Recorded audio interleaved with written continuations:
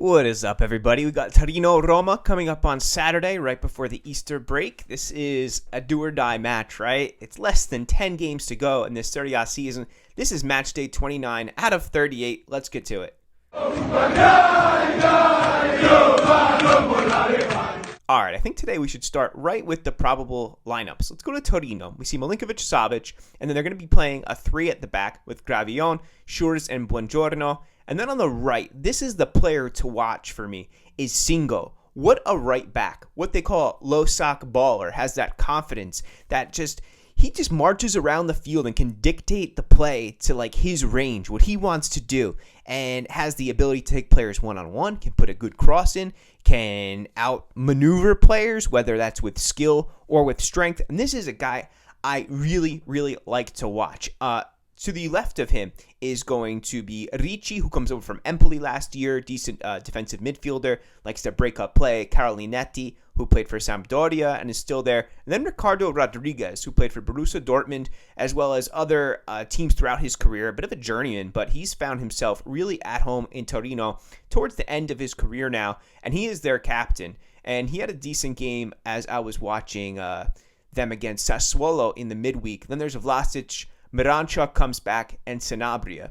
Speaking of players to watch, Tony Sanabria, will be getting to a really interesting stat on him. Third most goals in 2023.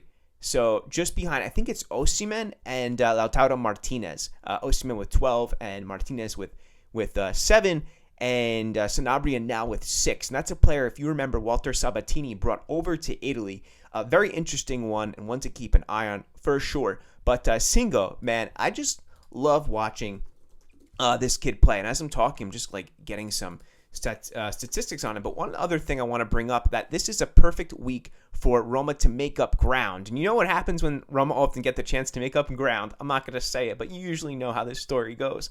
But you got Lazio and Juventus the last game of this round, and that's the perfect opportunity. You never want to root for, well, most Roma fans do not root for Juventus to win, but this is a chance or opportunity where I think that probably most Roma fans will be. Roma right now sitting 5th with 50 points. Inter have 4th. I'm not sure why Roma do not get that on head-to-head, because I could have swore that Roma were the better team head-to-head there, both with 50 points. Milan with 51 in 3rd, and Lazio actually in 2nd place in Serie A with 55 points. But that spread is just 5 points between 2nd and 5th.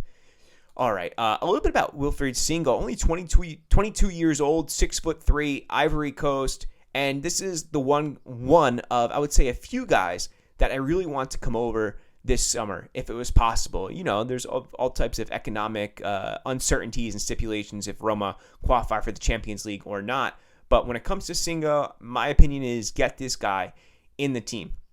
Okay, good stat here, though, for Roma and their success, but also, I guess, for Lazio. Since the start of 2023, only Napoli and Juve have won more Serie A matches than them, who have 7 victories in the league this year, and that, of course, is shared with Lazio. Also, the Giallorossi have kept 7 clean sheets, and only Lazio and Napoli have done better. So the defense has been a surefire thing, and I was proud of the way that Roma handled last week, right, shoring up against Sampdoria. I know that it was just Samp and they're 19th place. They're not that good of a team, but what I did like was seeing Llorente come in with Smalling in the back four and just do what was required to them.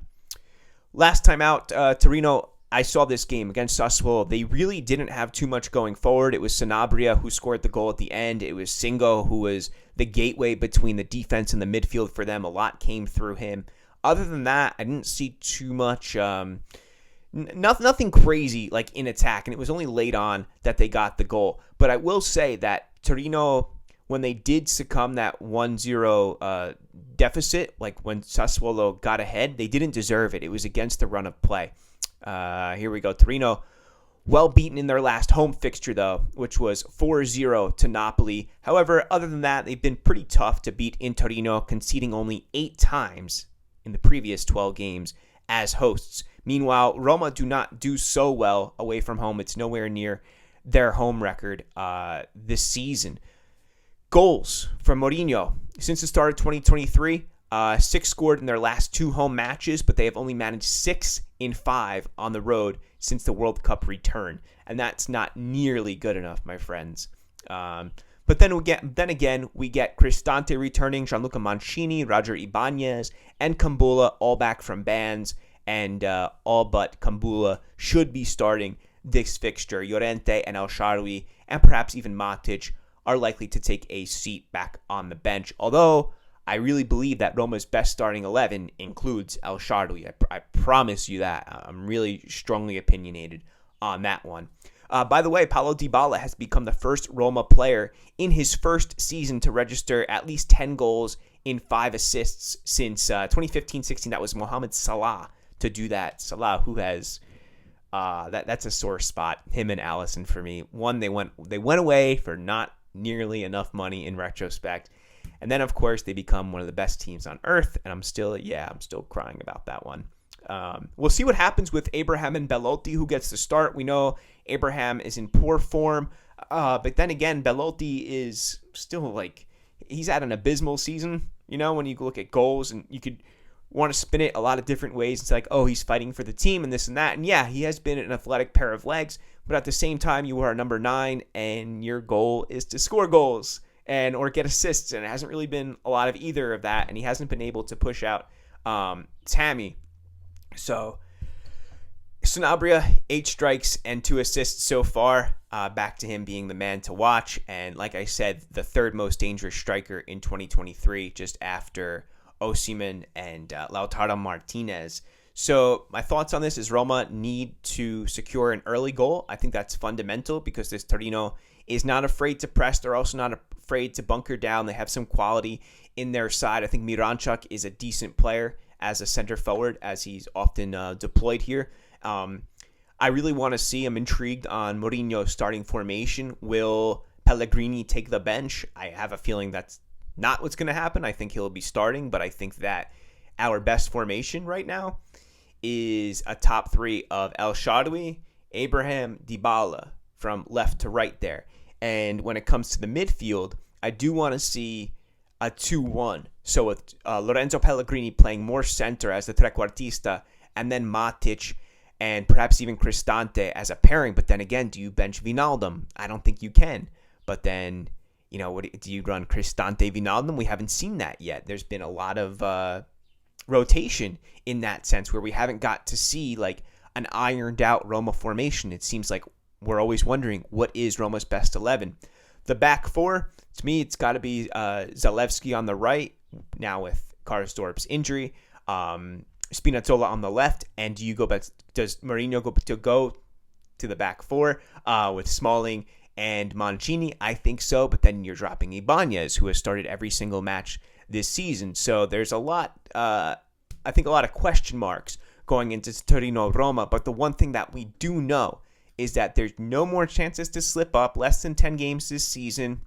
They're coming up against a Torino who's safe, has nothing to lose, and has only stuff to gain. Is going to come and be motivated at the stadium, their home, where throughout most of this season they have played pretty disciplined, gotten points against good teams. So that's where anticipating a couple other matches around the league. Salernitana-Inter, that starts off this round. Lecce-Napoli, that's going to be in southern Italy, in Lecce.